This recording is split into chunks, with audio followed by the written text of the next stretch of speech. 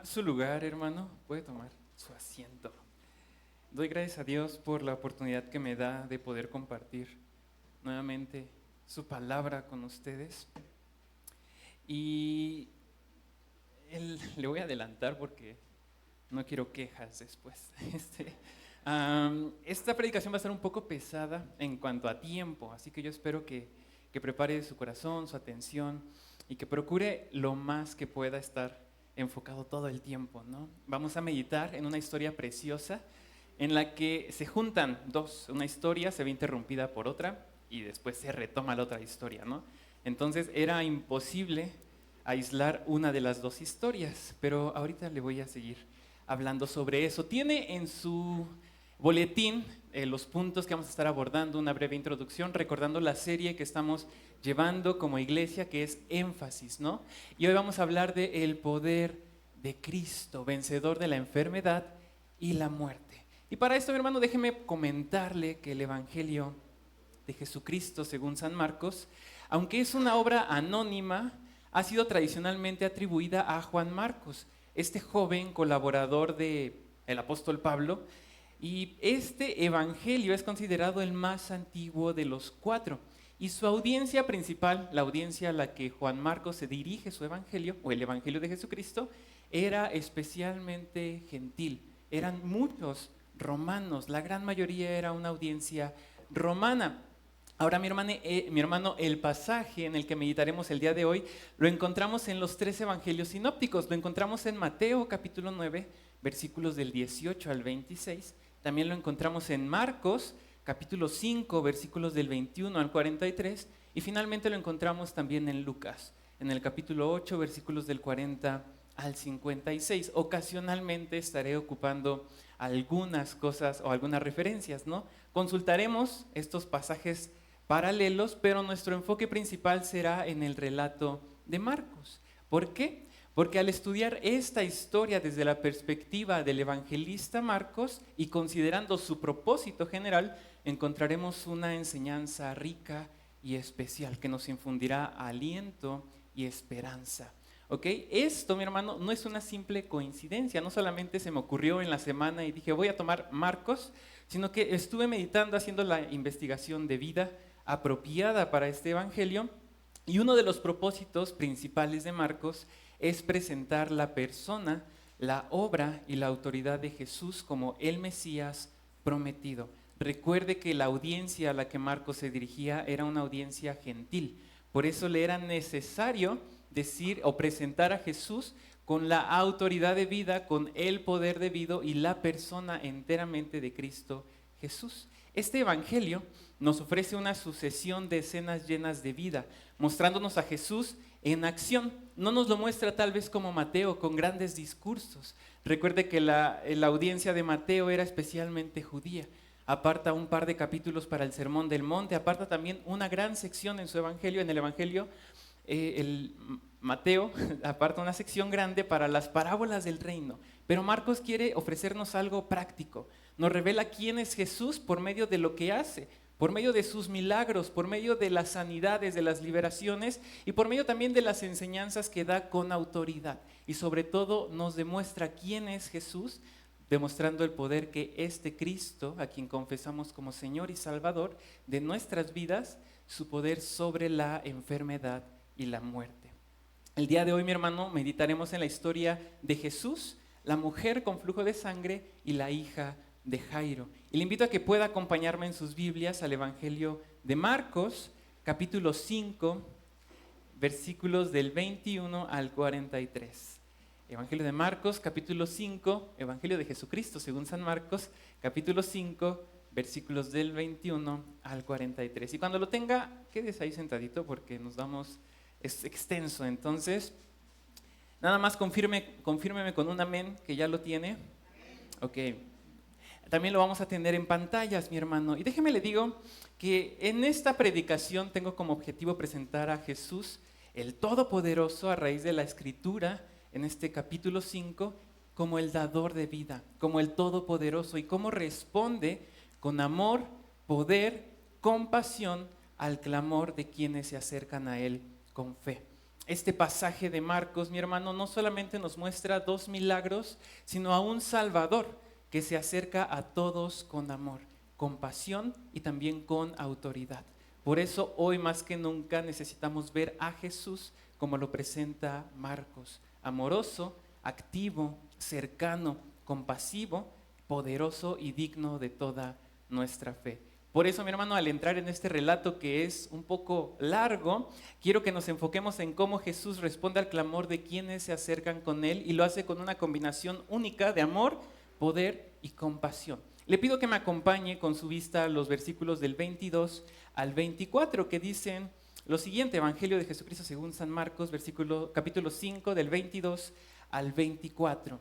Y vino uno de los principales de la sinagoga llamado Jairo, y luego que le vio, se postró a sus pies y le rogaba mucho diciendo: mi hija está agonizando, ven y pon las manos sobre ella para que sea salva y vivirá. Fue pues con él y le seguía una gran multitud y la apretaban. El primer punto, mi hermano, de los 3, como buen bautista que veremos el día de hoy, es que Jesús responde al clamor de los que creen en él. Sin duda alguna, mi hermano, este es uno de los encuentros que Jesús tuvo más hermosos de los evangelios, pues como le comenté hace un momento, nos muestra su amor, compasión y sobre todo su poder. Yo creo que todos aquí hemos leído, escuchado, meditado en esta historia de la hija de Jairo, la mujer con flujo de sangre, y cómo actúa Jesús de una forma sobrenatural. Pero le pido que vayamos al contexto inmediato que tenemos.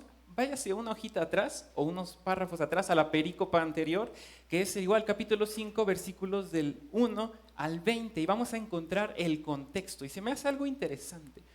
Y le pido que preste atención a esto porque es el endemoniado gadareno. Jesús liberando a este chico y mandando a esta legión a un grupo de cerdos, ¿no? Los cuales terminan arrojándose por un precipicio. Ahora, aquí encuentro un contraste interesante. Presta atención en el versículo 17 de Marcos capítulo 5, que dice lo siguiente: y comenzaron a rogarle que se fuera de sus contornos. Pasamos de una súplica en la primera perícopa, en la primera parte del capítulo 5, donde esta gente que estaba o que había presenciado la liberación milagrosa de este endemoniado gadareno, rogándole, suplicándole a Jesús. Le decían: te rogamos que te vayas. Pero pasamos de ese contexto a las palabras que Jairo dice en el versículo 23. Te ruego que vengas. Ciertamente, mi hermano, este es un pasaje cuya gran perla es el poder sobrenatural de Cristo. Y Marcos nos lo engloba de una manera preciosa: el poder de Cristo sobre los demonios, el poder de Cristo sobre la enfermedad y el poder de Cristo sobre la muerte. La gran perla de este pasaje es el poder sobrenatural de Cristo. Con la gran perla me refiero a que es el megatema o el enfoque primario que el evangelista le da a este pasaje. Tal vez podríamos sacar otras enseñanzas, pero este es la carnita, el jugo, lo más importante de este relato, de todo el capítulo 5. Esta es la gran perla, el poder de Cristo Jesús, un poder sobrenatural. Y en estos primeros versículos que acabamos de leer, del 22 al 24, se nos presenta a un hombre cuya actitud es digna de admirar, que es Jairo. ¿Y quién era Jairo? La misma Biblia nos menciona que era uno de los oficiales o de los principales de la sinagoga. Y esto quiere decir, mi hermano, que Jairo era seguramente quien supervisaba o uno de los que supervisaba las actividades de la sinagoga. Los disertantes o los discursos, además también podrían encargarse de algunas tareas administrativas o de mantenimiento de la sinagoga, lo cual le provocaba a él como persona que fuera una persona importante dentro de la comunidad, ¿no? Alguien con prestigio, con alta estima. Y Jairo era esta persona, una persona importante dentro de la comunidad que busca a Jesús, el Todopoderoso. Seguramente, mi hermano, Jairo no había solamente escuchado de los milagros que Jesús había realizado, que seguramente ya eran bastantes. Esto es precioso porque si usted analiza los 4 evangelios o los 3 sinópticos por lo menos, verá que proporcionalmente el evangelio de Mateo es quien presenta más milagros. Dentro de sus 16 capítulos, el evangelista Marcos, nos menciona 18 milagros. Eso proporcionalmente, a diferencia de Mateo y Lucas, nos da más contenido milagroso, por así decirlo, dentro de estos capítulos del Evangelio según San Marcos. Ahora, esto es precioso, porque en este solo capítulo 5 ya encontramos 3 milagros. En el capítulo 1 encontramos un par también de milagros y seguramente cada capítulo de estos 16 nos encontraremos un milagro hasta llegar al milagro máximo, que es Jesús venciendo a la muerte y resucitando al tercer día después de haber sido crucificado. Ahora, Jairo sabía esto. Bueno, ya sabía los milagros o la fama que tenía Jesús, que eran muchos milagros los que había realizado Jesús, pero también reconocía que Jesús tenía un poder sobrenatural que venía de Dios y que solamente Cristo podía intervenir por su hija. Esto lo llevó a actuar como nos dice el versículo 22, y luego que le vio, se postró a sus pies. Este reconocimiento de que Jesús tenía un poder de lo alto, un poder de Dios, lo llevó a postrarse a los pies de Cristo. Y esto es una imagen impactante, mi hermano. Un líder religioso del Medio Oriente arrodillado en la calle delante de un rabino itinerante. Esto remuestra un acto de reverencia, un acto de adoración, un acto de humildad, de desesperación, pero sobre todo un acto de fe. Fe en Cristo y en lo que Él podía hacer por la hija de este principal de la sinagoga que era Jairo, ¿no? La fervorosa súplica que encontramos en el versículo 23 dice, le rogaba mucho, diciendo, mi hija está agonizando. Algunas otras traducciones lo comentan como mi hijita está a punto de morir. Literalmente había llegado a su fase final y Jairo le dice, por favor ven y pon tus manos sobre ella para que sane y viva. Fue una expresión de tierno afecto por su hija, de una intensa ansiedad, pero también un alto grado de fe en Cristo Jesús y en su poder sobrenatural, sobre la enfermedad. Aquí esto es impresionante, mi hermano, pero podemos identificar que hay oscuros presentimientos. Jairo sabía que estaba en su etapa final y en que en cualquier momento su hija podía partir, pero también había un intenso deseo y una fe ferviente en que Cristo Jesús pusiera las manos sobre ella y pudiera hacer un milagro como los que había hecho y seguiría haciendo. No solo eso, mi hermano, sino que la fe de Jairo es digna de admirar cuando dice, ven y pon las manos sobre ella para que sea salva y viva. Si recuerda el caso del centurión, Jesús también podía y tenía y tiene el poder para hacerlo sin estar presente. Y este centurión sabía, que nos presenta Mateo, sabía que si aún estando lejos Cristo Jesús podía sanar a su siervo, podía hacer algo por su siervo, pero Jairo también creía en que Jesús estando frente a su hija y tocándola, podría sanarla y no sabría que iba a ser algo más impactante de eso. Presta atención en el versículo 23, mi hermano, que dice lo siguiente, y le rogaba mucho diciendo, mi hijita está agonizando, y esto es lo increíble, ¿no? Ven y pon las manos sobre ella para que sea salva y vivirá. Diferentes traducciones lo plasman de manera distinta, ¿no? La Biblia de las Américas lo traduce como para que sane y viva. La Reina Valera 60, para que sea salva y vivirá. La NBI y la NTV lo traducen como para que se sane y viva. Y la Biblia de Jerusalén latinoamericana lo traduce como para que se salve y viva. Tenemos como 2 y 2, ¿no? 2 mencionan el salve y otros mencionan sane. Y aquí, mi hermano, me puse a hacer la investigación de vida. Ya sé que no me gusta a mí atimorrarlos y bombardearlos de palabras en griego, pero es a veces necesario, ¿no? Y me puse a hacer el análisis gramatical de estos pasajes, de estos 20 y tantos versículos, y la palabra que se utiliza aquí, cuando dice para que salve, para que sea salva y viva, es el término griego sozo, lo tiene en su boletín. Y este término es interesante porque aparece 106 veces en el Nuevo Testamento. Y en su gran mayoría, alrededor de 96, se usa con una implicación de salvación.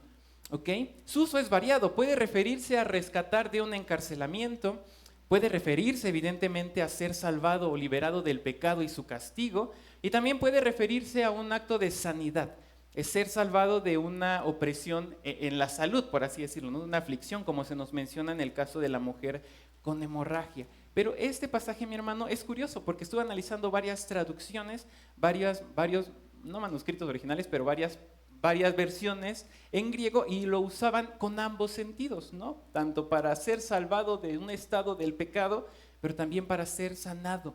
Y me di cuenta que en muchas ocasiones esta misma palabra de ser salvado de una condición del pecado es igual ese verbo soso, el que se utiliza cuando María recibe esta profecía de a quién llevaría en su vientre, que es nada más, o que era nada más y nada menos que el Mesías, ¿no? Y cuando dice el ángel, llevarás quien salvará el pecado del mundo, utiliza esta raíz soso. Eso manténgalo en mente y recuérdelo porque más adelante lo vamos a recordar. Esto me deja ver, después de analizar las palabras de Jairo, que él tenía un grado de fe considerable, muy alto, ¿no? Ahora, con la muerte encima, el hombre creía en la efectividad del toque de las manos de Jesús. Y ahora hay más referencias en el Evangelio de Marcos en cuanto a ese toque. En el capítulo 1 de este evangelio se nos habla de un leproso que va al encuentro con Jesús y le dice, tócame para que sane y viva. Entonces eso es importante y lo vamos a encontrar muchas veces también en el evangelio según San Marcos y también en los demás evangelios. Jairo, mi hermano, acude porque creía que él podía hacer lo que nadie más podía. Seguramente ya había llevado a su hija con varios médicos, como se nos menciona con esta mujer más adelante, ¿no? Que había gastado todo en médicos. Tal vez Jairo ya había hecho todo lo posible, porque era una pequeña niña y necesitaba ser atendida. Pero ya nadie podía darle solución más que Cristo Jesús. Su fe humilde, la fe que vemos en este versículo 23 de Jairo, deberíamos todos emularla. La petición fue una petición directa, al grano, pero no solamente como creyéndose merecedor por la posición que ocupaba dentro de la comunidad, sino con humildad en todo tiempo. Sabía que dependía enteramente del poder sobrenatural de Cristo Jesús. Y la respuesta que encuentro de Cristo es maravillosa, no es inmediata. El versículo 24 nos dice, fue pues con él y le seguía una gran multitud. Bueno, parece que fue casi de inmediato, no se nos dice que le dijo, permíteme tantito, voy y vengo ya contigo. No, y esto es algo también característico del evangelista Marcos, porque si usted recuerda el capítulo 10, la última sección, la última perícopa, se da este encuentro de Jesús con Bartimeo. Jesús a punto de hacer la entrada triunfal, lleno tal vez de muchas personas, sabía que iba a haber cientos de miles de personas a las puertas, gritando, Hosana al Hijo de David, y sabía que muchas de esas personas iban a decir, crucifíquenlo días después. Tal vez tenía muchas cosas en mente, tenía una agenda tan ocupada, pero cuando Bartimeo le dice, Jesús, Hijo de David, ten misericordia de mí, Jesús se detiene, escucha su necesidad, atiende su necesidad con tiempo, con amor, con pasión y sobre todo con su poder sobrenatural. Eso es increíble y lo vamos a ver constantemente en este evangelio. Jesús, mi hermano, el Todopoderoso, atendió con amor, compasión y cercanía la petición de Jairo y se puso en marcha camino para con la hija de este principal de la sinagoga. Jesús, mi hermano, sí es el salvador del alma, pero también es el salvador del cuerpo. Y la fe de Jairo en este primer punto es admirable. Por eso el primer punto es que Jesús responde al clamor de los que creen en Él. Y eso, mi hermano, a ustedes y a mí debe darnos esperanzas, porque nuestro Señor, nuestro Salvador, el dador de vida, nos responderá con amor, con poder y también con pasión si nos acercamos a Él con fe. ¿Ok? Este es el primer punto, mi hermano. Le pido ahora que me acompañe a los versículos del 25 al 34, una sección más larga. La palabra de Dios dice así, pero una mujer que desde hacía 12 años padecía de flujo de sangre y había sufrido mucho de muchos médicos y gastado todo lo que tenía y nada había aprovechado, antes le iba peor. Cuando oyó hablar de Jesús, vino por detrás entre la multitud y tocó su manto, porque decía, si tocare tan solamente su manto, seré salva. Y enseguida la fuente de su sangre se secó y sintió en el cuerpo que estaba sana de aquel azote. Luego Jesús, conociendo en sí mismo el poder que había salido de él, volviéndose a la multitud, dijo, ¿quién ha tocado mis vestidos? Sus discípulos le dijeron, ves que la multitud te aprieta y dices, ¿quién me ha tocado? Pero él miraba alrededor para ver quién había hecho esto. Entonces la mujer, temiendo y temblando, Sabiendo lo que en ella había sido hecho, vino y se postró delante de él y le dijo toda la verdad. Y él le dijo: hija, tu fe te ha hecho salva. Ve en paz y queda sana de tu azote. ¿Ok? Hasta ahí. Bueno, mientras aún, ese es el 34. Ok, mi hermano. El segundo punto es que Jesús sana y restaura a quienes se acercan a Él con fe. Recuerde, no solamente a quienes nos acercamos a Él, no solamente escucha nuestro clamor, sino que también sana y restaura a quienes se acercan a Él con fe.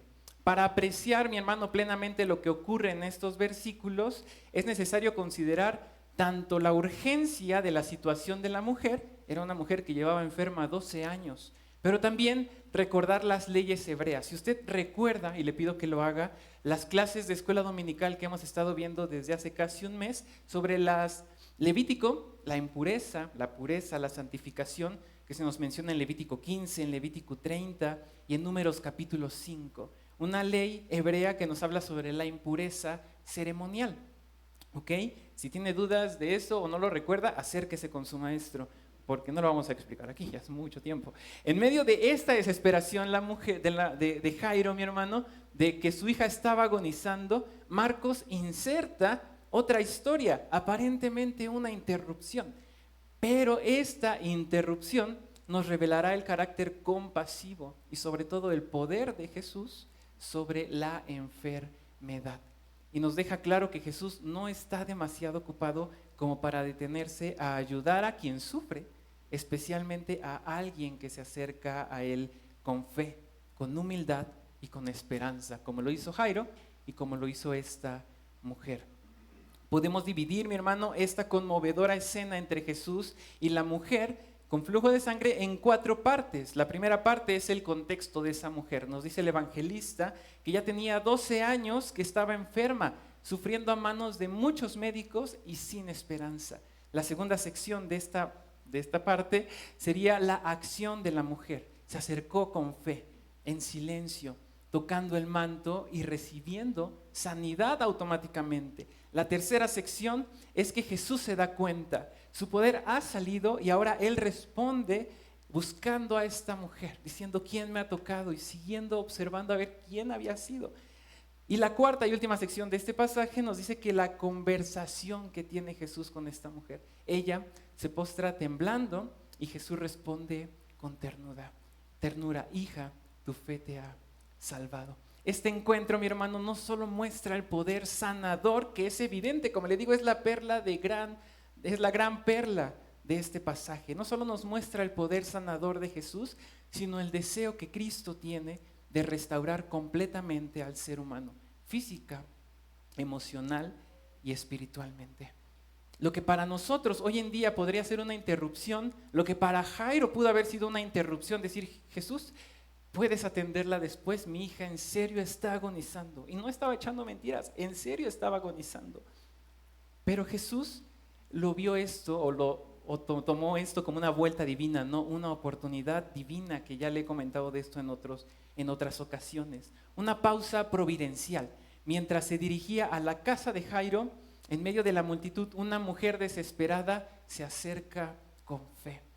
Y en lugar de ignorarla, Jesús se detiene. Bien pudo obtener la mujer lo que necesitaba y Jesús seguir su camino, pero era importante lo que Jesús estaba haciendo. Jesús se detiene. Lo que nosotros hubiéramos llamado una molestia, para el Señor fue el momento perfecto para obrar de una forma maravillosa. Recuerde el encuentro que tuvo con el leproso en el capítulo 1, recuerde el encuentro que tuvo con Bartimeo en el capítulo 10. No hay día tan apretado, no hubo día tan apretado en el ministerio terrenal de Jesús para que se detuviera a atender la necesidad de alguien. El contexto de esta mujer, mi hermano, era desgarrador. 12 años con una enfermedad que no solo deterioraba su salud, sino que también la excluía social y religiosamente. Lucas, el evangelio según San Lucas, nos dice que era una condición incurable. Y no sé usted, pero yo le creo a Lucas porque era un médico. Entonces, él dice que era una situación incurable. Y por eso esta mujer había gastado ya todo su dinero en médicos sin obtener alivio. Estaba agotada, marginada, invisible para muchos, pero no para Jesús. La enfermedad de esta mujer la hacía ceremonialmente impura, según la ley, como le menciono, lea Levítico 15. Esto significa que no podía tocar a nadie, ni ser tocada. No podía estar donde estaban las demás personas porque era impura. ¿Y cómo el pueblo santo de Dios se iba a volver impuro con una mujer impura? Eso era algo escandaloso. Vivía aislada, sin comunidad, sin templo, sin esperanza, hasta que oyó, como dice la Escritura, hablar de Jesús. Jesús, mi hermano, el dador de vida, responde con amor, poder y compasión al clamor de quienes se acercan a Él con fe. Este pasaje es increíble, pues nos muestra dos grandes problemas. Primero, el problema que abre esta siguiente perícopa o esta siguiente sección, ¿no? Que es la hija de Jairo agonizando. Y el segundo problema, que parece una interrupción, la mujer con una enfermedad incurable.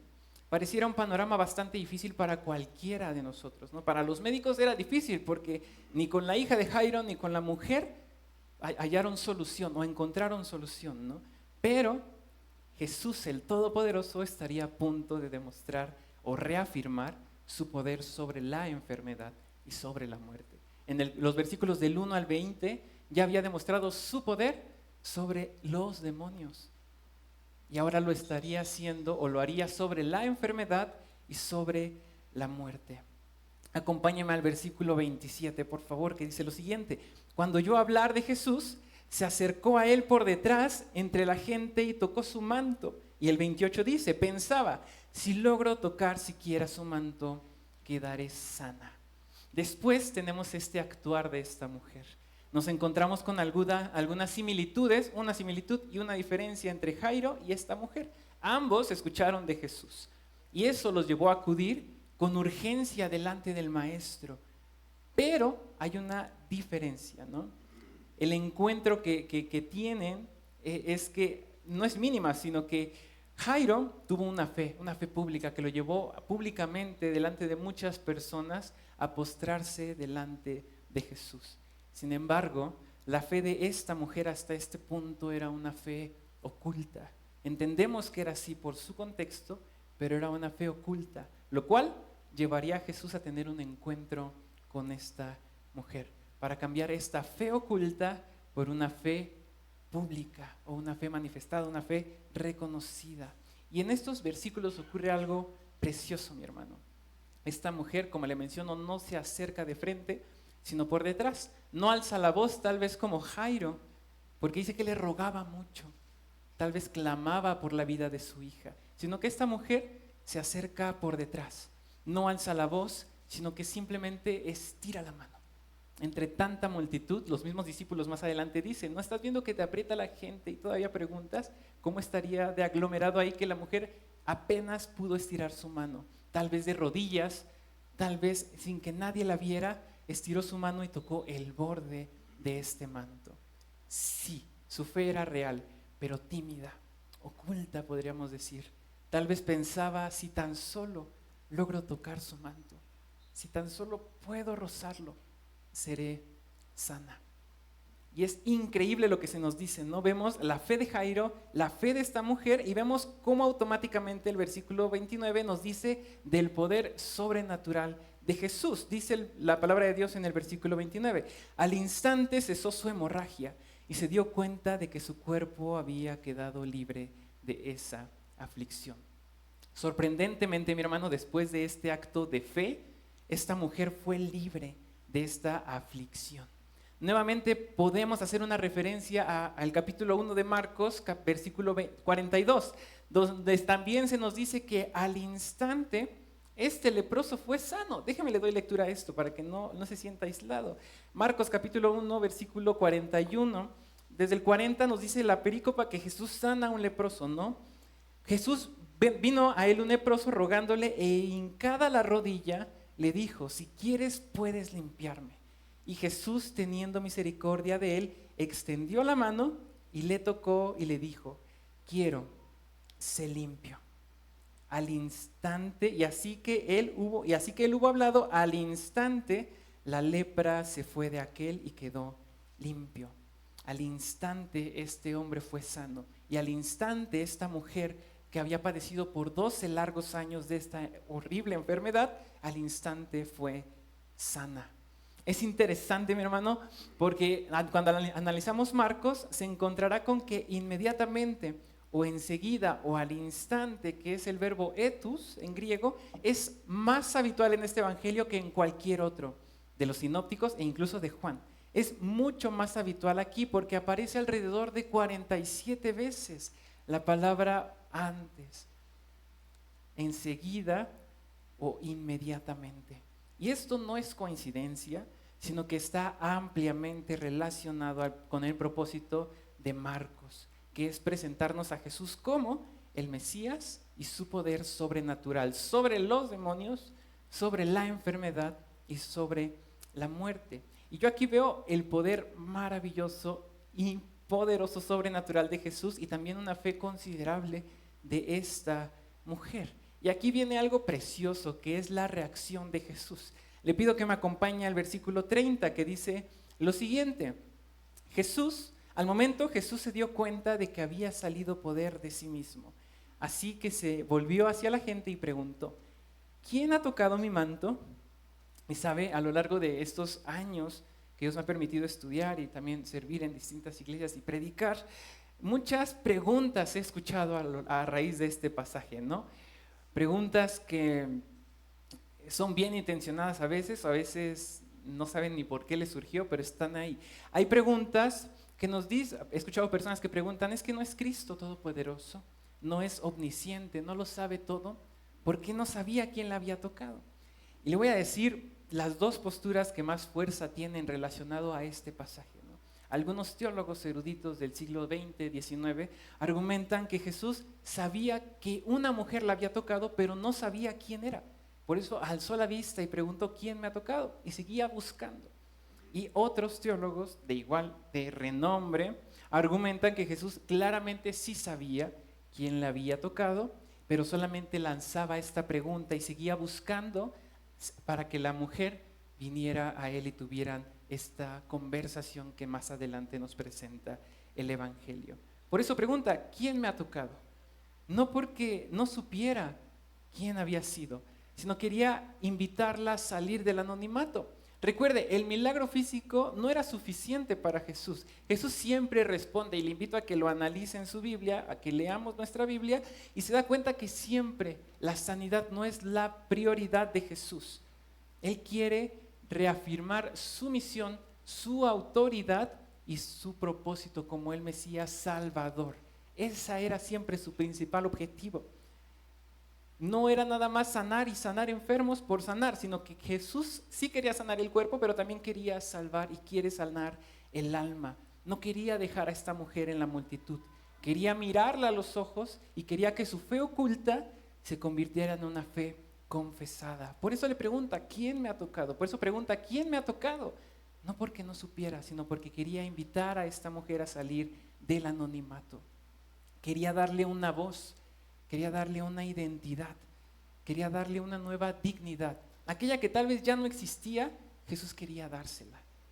Y yo aquí quiero hacer un paralelismo con nosotros, de dónde nos ha rescatado nuestro Señor y Salvador. Tal vez hizo un milagro físico en nuestras vidas, un milagro emocional o un milagro espiritual. Pero Él nos ha dado una nueva identidad, una nueva dignidad en Él, por Él y para Él. Jesús quería que este círculo se completara. El Salmo 50, versículo 15 dice lo siguiente: invócame el día de la angustia, te libraré y tú me honrarás. Hasta este punto la mujer con flujo, bueno, la mujer ya no tenía flujo, la mujer había invocado a Jesús. Si tan solo tocare su manto, seré sana. Jesús, el poder sobrenatural de Cristo, la había sanado, pero ahora necesitaba cerrarse este círculo. La honra que tenía que darle a Cristo Jesús. El versículo 31 me molesta, mi hermano, pero dice lo siguiente: ¿ves que te apretuja la gente?, le contestaron sus discípulos, y aún así preguntas: ¿quién me ha tocado? Esta pregunta, mi hermano, en todas las versiones que usted se encuentre, siempre va a tener este tono chocante, ¿no?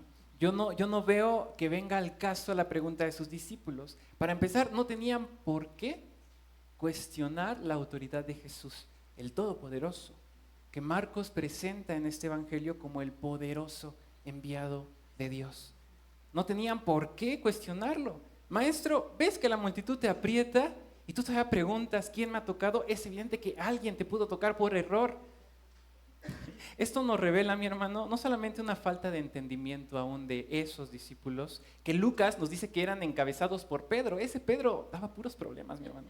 Pero eran encabezados por él y no revelaba nada más una falta de entendimiento, sino que también una falta de respeto. Y también una falta de sumisa reverencia que los discípulos debían haber mostrado para con su maestro. Yo creo que Marcos inteligentemente inserta esto aquí. Recuerde que es prácticamente, también se le conoce a Marcos como el Evangelio según Pedro, porque eran muy cercanos. Entonces, yo creo que Marcos lo inserta aquí para decir, bueno, no le importó a Jesús esto, ni les hizo caso, porque vemos que ni les prestó atención y siguió. Ellos no demostraron una reverencia, humildad para con su maestro, la cual Jairo la tuvo. Y también más adelante la mujer tendría esta muestra de reverencia y humildad. Y aquí muchas veces, mi hermano, más adelante voy a tocar este punto si da tiempo, pero muchas veces es increíble cómo las personas que estamos ya en este camino del cristianismo, nos llegamos a comportar como los discípulos de Jesús, ¿no? Cuestionando, renegando tal vez. Y cuánto vergonzoso debería ser para nosotros que aún los nuevos creyentes, los nuevos conversos o los inconversos muestran más reverencia a nuestro Señor y Salvador que nosotros mismos. Bueno, se lo dejo de meditación, ¿no? Esta no era la primera ocasión que nos dice la Biblia que se había cuestionado así la autoridad de Jesús. Recuerde el Evangelio según Mateo capítulo 16, donde Jesús dice que le era necesario regresar a Jerusalén para padecer bajo la mano de estos líderes religiosos, ¿no? Y Pedro, otra vez, le tomó aparte, dice la Escritura, y comenzó a reprenderle. Imagínese, le reprendió y le dijo: Señor, ten compasión de ti mismo, jamás te suceda esto. Y la respuesta de Jesús es sublime, ¿no? Apártate de mí, Satanás, ¿no? Como respuesta, Jesús ante esta distracción de sus discípulos, evidentemente, esta falta de empatía, de humildad, de reverencia, Jesús los ignoró. El versículo 32 dice: pero Jesús seguía mirando a su alrededor para ver quién lo había hecho. Sin embargo, ante estas palabras de sus discípulos, Jesús no dio respuesta a este comentario y siguió mirando alrededor para ver quién le había tocado.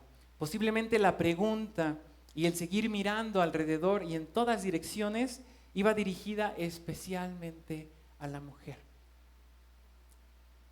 para darle una oportunidad de expresar públicamente su fe y pasar de una fe oculta a una fe confesada. La mujer, dice la Biblia, sabiendo lo que había sucedido, en el versículo 33, se acercó temblando de miedo y arrojándose a sus pies confesó toda la verdad. Aquí, mi hermano, ocurre algo maravilloso. La mujer había escuchado la pregunta de Jesús: ¿quién me tocó?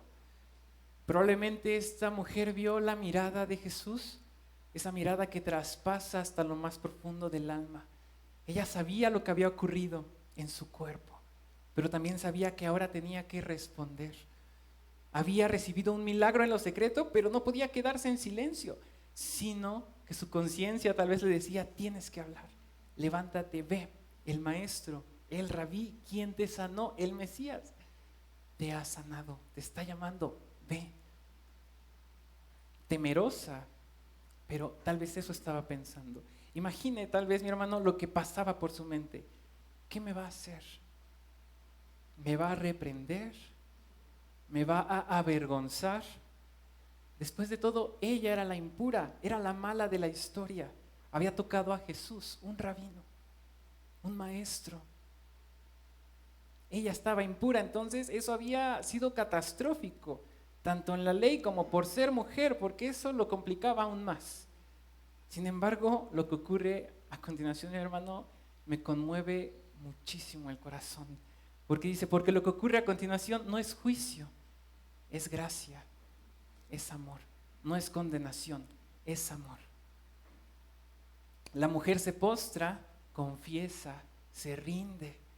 Y Jesús responde de una manera sublime: hija, hijita, tu fe te ha sanado. Vete en paz y queda sana de tu aflicción. Y aquí me gustaría hacer una pausa, mi hermano, tal vez como, no dato curioso porque aquí tiene una aplicación. Cuando usted se pone a analizar, no lo invito a que lo haga porque puede salir más confundido.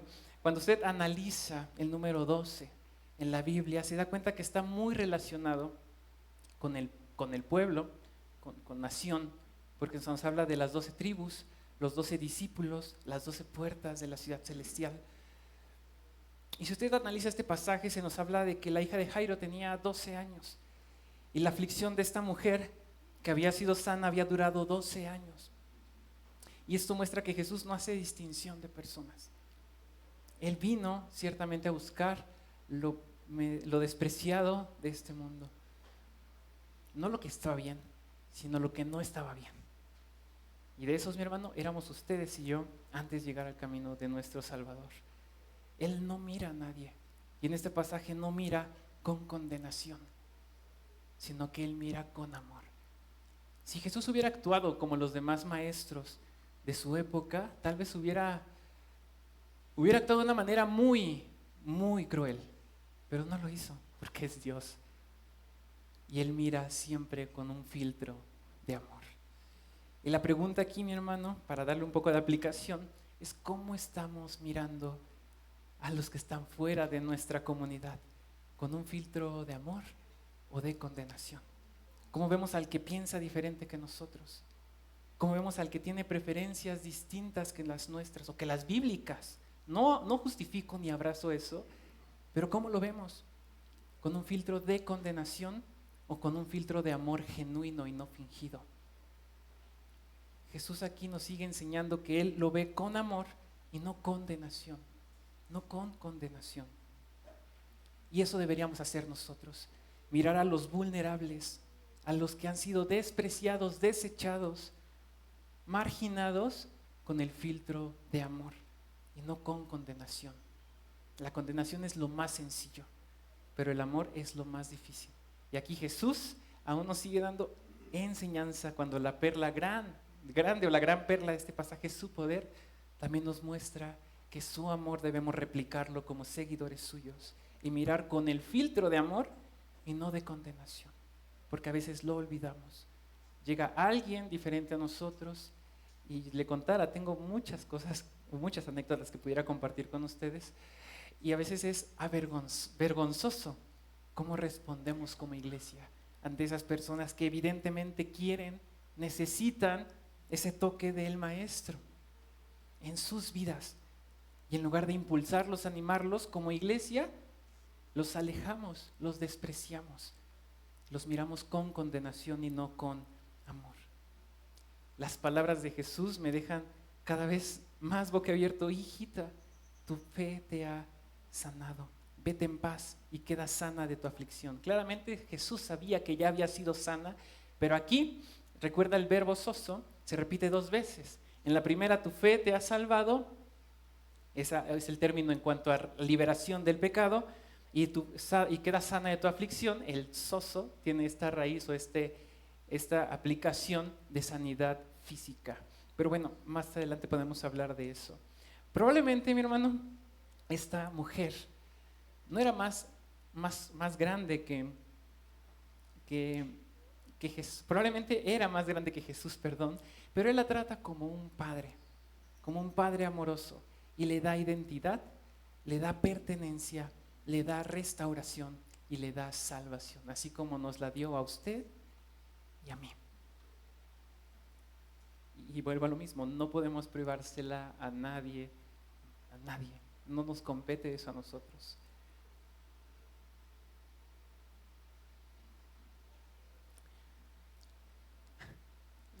Es que iba a decir algo, pero más adelante lo digo.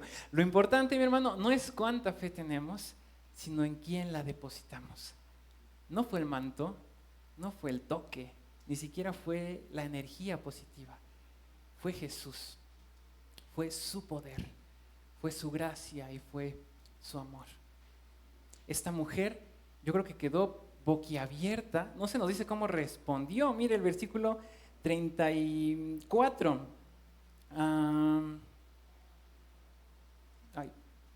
Bueno, desde el 33. Entonces la mujer, temiendo y temblando, sabiendo lo que ella había sido hecho, vino y se postró delante de él y le dijo toda la verdad. Y él le dijo: hija, tu fe te ha hecho salva. Ve en paz y queda sana de tu azote. Ahora, después no se nos menciona qué hizo la mujer, pero yo creo que no se lo esperaba, porque recuerda cómo llegó temerosa, temblando, tal vez esperando un regaño, una condenación de él, de Jesús o de sus discípulos, de toda la multitud. ¿Por qué lo tocaste? Eres mujer, llevabas 12 años enferma. Y es increíble porque cuando usted analiza este pasaje y los pasajes paralelos de muchas formas, se va a dar cuenta que no fue algo en secreto, sino que fue algo en público. Esta mujer, temerosa porque sabía que la iban a condenar públicamente si así hubiera pasado, decide acercarse y recibe un abrazo consolador de Jesús. Bueno, no literalmente, pero vemos cómo le dice: hija, tu fe te ha sanado, vete en paz. Eso es impresionante y nos muestra el amor y el poder de nuestro Señor Jesucristo. Y mientras tanto, mi hermano, Jairo seguía esperando. Su hija agonizaba, pero Jesús no había terminado aún. Lo que parecía un retraso, una interrupción, algo abrupto, en realidad era una preparación. Porque Jesús, con ese mismo poder que había sanado a la mujer, también sanaría y resucitaría a esta pequeña niña, la hija de Jairo. Recuerde, mi hermano, Jesús, el dador de vida, responde con amor, poder y compasión al clamor de quienes se acercan a Él con fe. Le pido que me acompañe a los versículos siguientes, del 35 al 43, para terminar. Todavía estaba hablando Jesús cuando llegaron unos hombres de la casa de Jairo, jefe de la sinagoga, para decirle: tu hija ha muerto, ¿para qué sigues molestando al maestro? Sin hacer caso de la noticia, Jesús dijo al jefe de la sinagoga: no tengas miedo, nada más cree. No dejó que nadie lo acompañara excepto Pedro, Santiago y Juan, el hermano de Santiago. Cuando llegaron a la casa del jefe de la sinagoga, Jesús notó el alboroto y que la gente lloraba y daba grandes alaridos. Entró y dijo: ¿por qué tanto alboroto y llanto? La niña no está muerta, sino dormida. Entonces empezaron a burlarse de él, pero él los sacó a todos. Tomó consigo al padre y a la madre de la niña y a los discípulos que estaban con él, y entró a donde estaba la niña, y la tomó de la mano y le dijo: Talita cumi, que significa: niña, a ti te digo, levántate. La niña, que tenía 12 años, se levantó enseguida y comenzó a andar. Ante este hecho, todos se llenaron de asombro. Él dio órdenes estrictas de que nadie se enterara y les mandó que dieran de comer a la niña. El tercer punto, mi hermano, es que Jesús vence a la muerte y da vida con su palabra.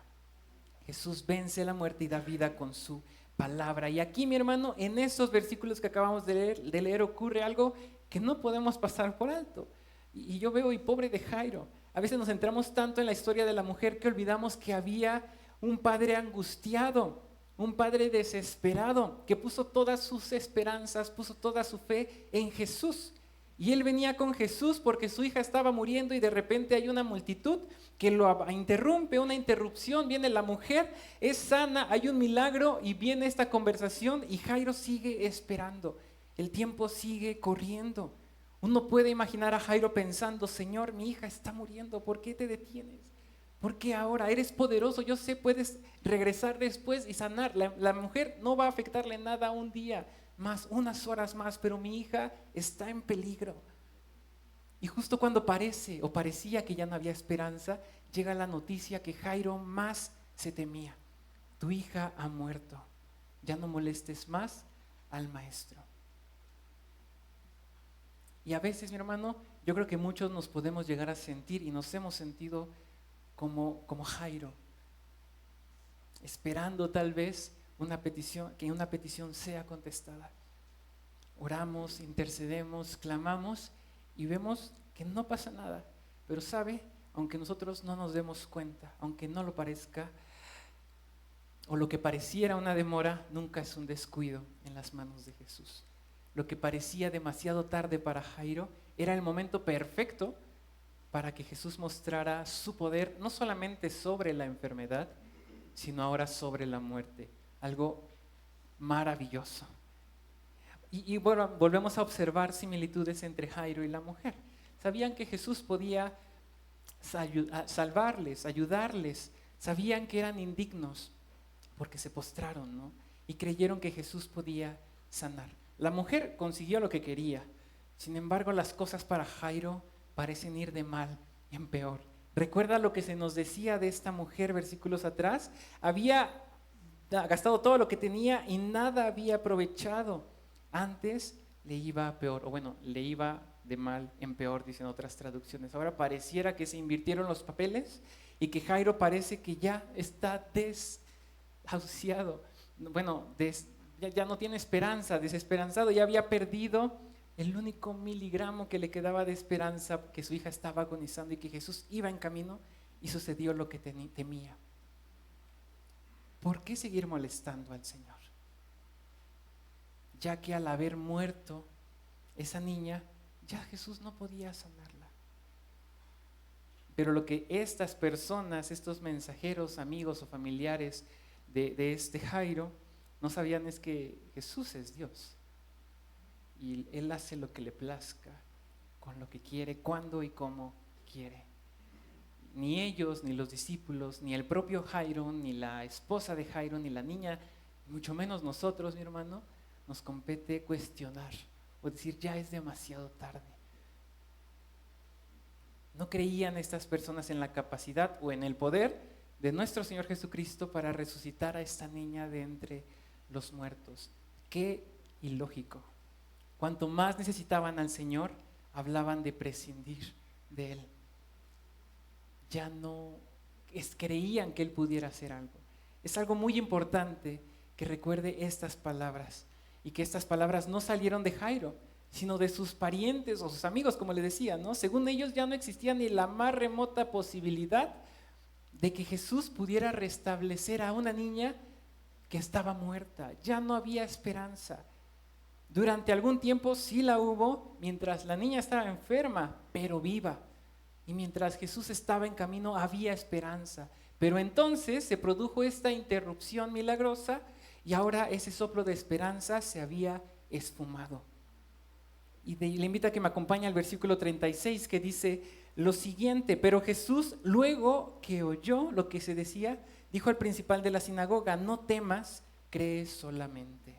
Nuevamente, si comparamos traducciones en este pasaje, ¿cómo lo presentan? La Biblia de las Américas lo presenta así: oyendo lo que se hablaba, la Reina Valera dice, luego que oyó lo que se decía, la NBI dice, sin hacer caso de la noticia, la NTV dice, oyó lo que decían, y la Biblia de Jerusalén Latinoamericana dice que oyó lo que habían dicho.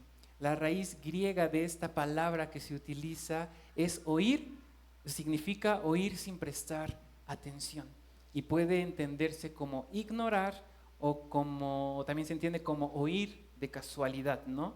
Pero vemos que no prestó atención, no prestando atención a lo que estaban diciendo, a esta noticia.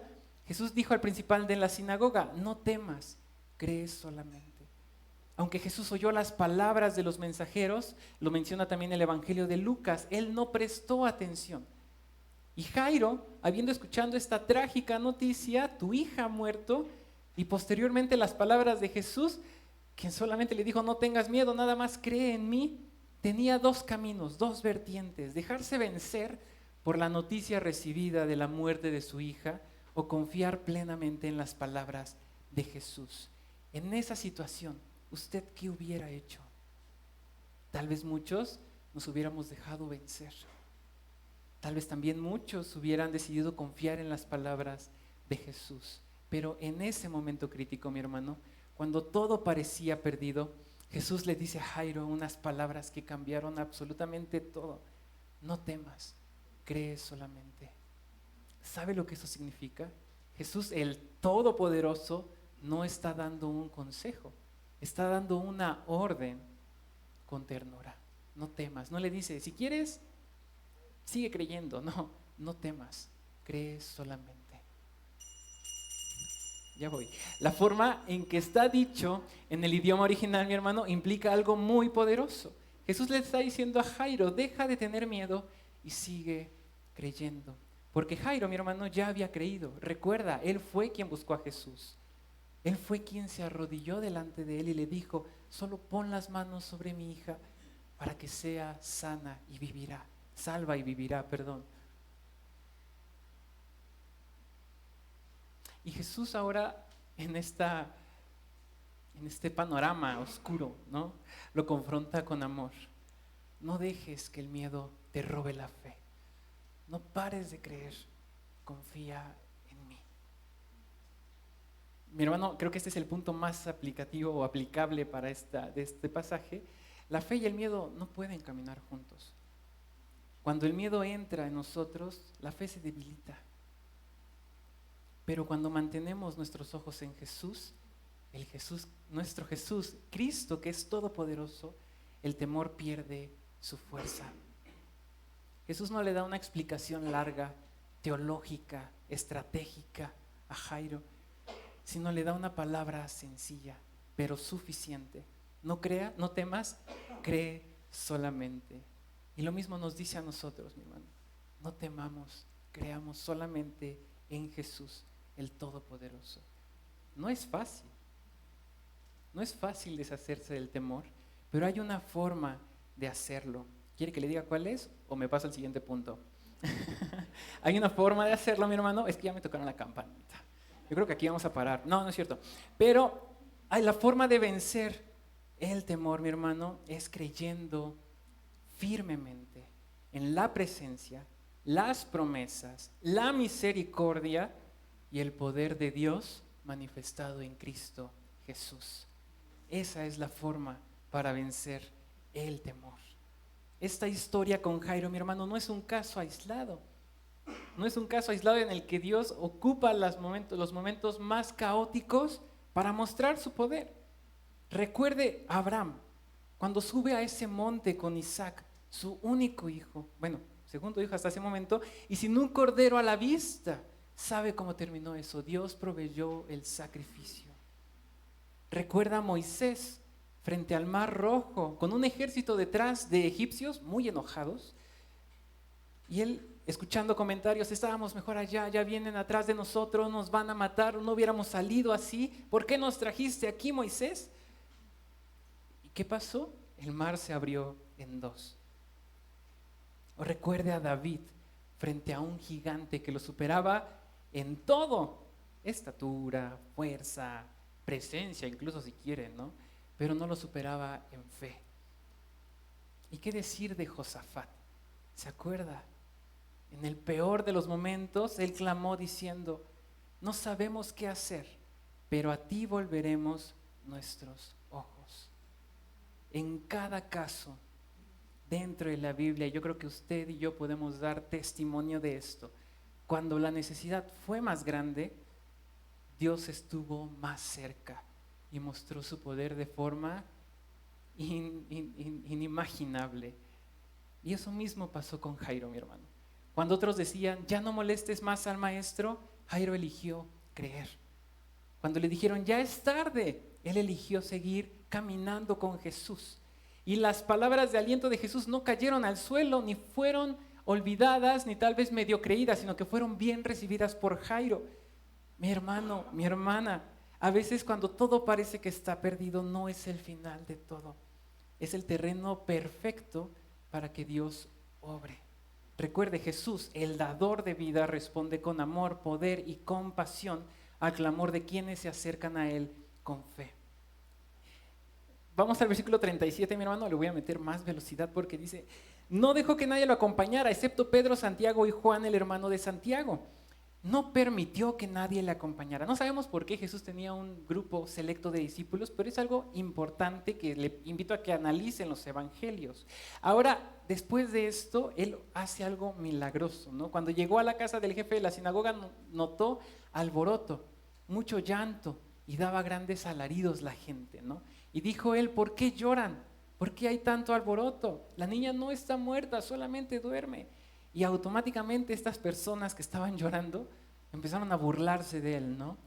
Y lógicamente, y los sacó a todos, porque recuerde, Jesús no puede actuar en medio de la incredulidad, y tomó consigo únicamente a los que habían creído en él, Jairo, su esposa o la madre de esta niña y sus discípulos, y fue e hizo el milagro ahí. Mientras Jesús llega a la casa y ve este alboroto, no deja que ninguno de esos incrédulos llegue con él. El relato de este pasaje nos muestra la imagen de cómo la humanidad sin Cristo enfrenta la muerte, sin esperanza, dando grandes alaridos, muchos, ¿no? Gran alboroto, porque no saben qué sucederá, no tienen esa esperanza, no tienen esa vida eterna la cual usted y yo tenemos por Cristo Jesús. Y Jesús le dice, ¿por qué tanto alboroto? La niña no está muerta, sino duerme. Y se burlaron de él. Eso es interesante, porque en cuestión de segundos pasan del lamento a la burla. Qué superficial y cuán voluble era su dolor. Por eso Jesús los hace salir y no actúa en medio de la incredulidad burlona. Cristo, mi hermano, solamente obra con poder donde hay fe genuina, no donde hay burla, no donde hay simple religiosidad vacía, sino donde hay fe, donde hay fe. Es ahí donde obra Cristo. Y aquí viene una escena maravillosa también. Jesús viene con esta niña, toma la mano de esta niña y le dice, Talita cumi, que es arameo, y significa niña, a ti te digo, levántate. Esto es precioso. Algunas personas, teólogos, creen que estas palabras, Talita cumi, eran las mismas que la madre de esta niña usaba cada mañana para despertarla. No fue una fórmula mágica, no fue algo impositivo. Pudo haber dicho, niña, sé salva y levántate. Pero Jesús sabía que estaba tratando con una pequeña. Talita cumi. Yo te digo, niña, a ti te digo, levántate. El Todopoderoso mostrando su poder sobre la muerte, con ese contexto de una manera amorosa, tierna. No fue una fórmula mágica, sino fue una orden nuevamente con autoridad divina y con empatía. El que tiene el poder sobre la muerte, también lo tiene, sobre la enfermedad, también lo tiene sobre la muerte. Porque el poder de nuestro Señor Jesucristo, mi hermano, no solo trae vida, sino trae recuperación completa. Y esto lo digo porque después de que la niña se levantó, Él les mandó que se le diera de comer a esta niña. Les ordenó que le dieran de comer. Y también les da órdenes estrictas de que nadie se enterara de lo ocurrido. Recuerde, Jesús no quería ser reconocido como un sanador o como un hacedor de milagros. Hizo estas cosas para mostrar la compasión de Dios y convalidar su mensaje y su autoridad como hijo de Dios. Y la parte de este final, de la parte final de este pasaje me encanta porque nos deja ver que Jesús todo lo hace perfecto y aún tuvo especial cuidado de esta niña y la restauró por completa en su estado físico totalmente. Denle de comer a esta niña. Jesús, el dador de vida, responde con amor, poder y compasión al clamor de quienes se acercan o nos acercamos a Él con fe. Y ya voy a terminar, mi hermano. Gracias por aguantarme todo este tiempo. Y le dije que iba a ser un pasaje difícil, pero es que si dividía el pasaje, mi profesor de homilética, de hermenéutica, les iba a zumbar el oído durante todo este domingo y van a saber que alguno de sus alumnos los iba a estar desobedeciendo. Pero bueno, yo le invito a que pueda reflexionar en lo que hablamos el día de hoy. Recuerde, el poder de Jesús es sobrenatural. No nada más sea como un conocimiento que sabemos y ya, sino créalo, compártalo con las personas vulnerables. Este pasaje, hemos visto que Jesús se detiene por una mujer olvidada y también caminó con un padre angustiado hasta el final. Nosotros ciertamente hemos experimentado ese poder y ese amor de Jesús y lo seguiremos experimentando porque somos sus hijos. ¿Por qué no compartir eso con las personas que están vulnerables allá afuera? Ciertamente Jesús puede detenerse por un niño, por una mujer, por un varón que tiene problemas de identidad, que tiene problemas emocionales, Y Jesús quiere detenerse. Pero ¿cómo oirán si no hay quien les predique? Y ahí es donde entramos usted y yo. Tal vez hay personas que necesitan ser acompañadas, y ahí es donde nosotros compartimos el Evangelio. Y eso también aplica para nosotros, mi hermano. Su poder no tiene límites, y Jesús sana lo incurable y resucita lo irremediable. Y hay algo que conecta todo en este pasaje: la fe de una mujer y la fe de un padre insistente. La fe de esta mujer también desvalorizada, indigna tal vez, olvidada. Y la fe de este padre angustiado, amoroso, preocupado y confiado en Jesús, aun cuando todo parecía desmoronarse. Pero lo que más resalta de este pasaje es el poder de Cristo Jesús, respondiendo a esa fe con amor, poder y también con compasión y autoridad. Y esa misma voz, mi hermano, que le dijo a Jairo, no temas, cree solamente, hoy nos lo dice a nosotros. Yo no sé qué situación esté experimentando en su vida o qué situaciones experimentará en el día de mañana, pero recuerde que nuestro Dios, nuestro Señor, es todopoderoso. No tema, crea solamente. Tal vez está esperando el obrar milagroso de nuestro Señor. No tema, no desfallezca, crea solamente. Tal vez sienta que Jesús está ocupado con otros y quedamos atrás. No tema, crea solamente. Recuerde, lo que parece una demora nunca es un descuido en manos del Todopoderoso. A veces cuando parece que todo está perdido, no es el final. Ese es el escenario perfecto para que Dios sobre con poder y demos más gloria, más honra y más alabanza a nuestro Dios, que es todopoderoso sobre los demonios, la enfermedad y la muerte. Por eso, mi hermano, yo le invito a que nos acerquemos a Jesús con fe. No con una fe perfecta, pero sí con una fe genuina. Porque Jesús, si nos acercamos de esa manera correcta, responderá a nosotros con amor, poder, compasión a nuestro clamor. Si nos acercamos con fe. Le invito a que pueda cerrar sus ojos, inclinar su rostro y acompañarme en esta oración.